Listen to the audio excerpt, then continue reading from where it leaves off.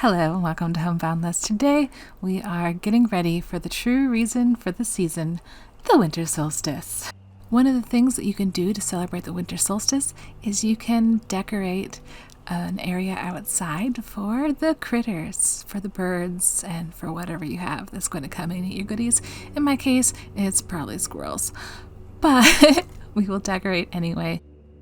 Back in the summer, I collected grapevines and stripped the leaves off of them, soaked them, and then I built a little frame, a star-shaped frame, to wind the vines around and make star-shaped wreaths. I drilled screws into a piece of plywood at the important points of the star so that I would have a guide for winding around the stars. And I did try winding both around so that there's an outline of a star and then sort of crisscrossing, and both of them seemed to work pretty well in the end. As long as I had wrapped the vines around themselves enough, they all seemed to work pretty well. Prior to beginning this project, I popped some popcorn the day before so it was nice and stale. And then I had some apples that I tried to dehydrate. I didn't really like the way they looked, so I kind of stuck them in the freezer. But then when it came time for this project, I pulled them out and it was perfect, because you really want to have something a little more solid on the ends so that you can knot your string. And then the popcorn in the middle is a little more delicate, and it does well when it has the apple slices on the ends. Another thing I did during the summer is I kept my eyes out for good pine cones when I was out on my bike rides. And so I went and I collected these in the summer. I really liked how open they were and yet how sturdy. They were good pine cones.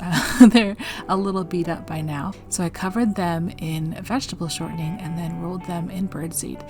And yes, our birdseed mix was pretty much just sunflowers.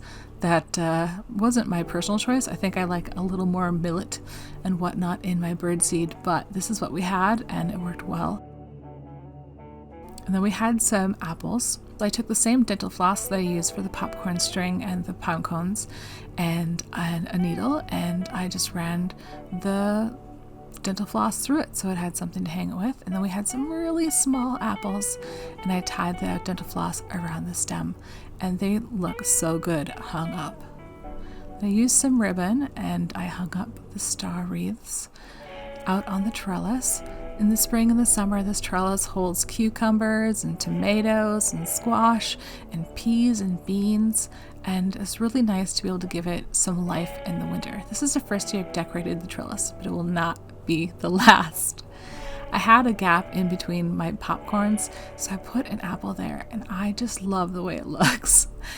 And I just hung up the apple slices and the popcorn. I hung up the apple slices and I hung up the pine cones and just waited for something to discover it and come and eat it. And I did.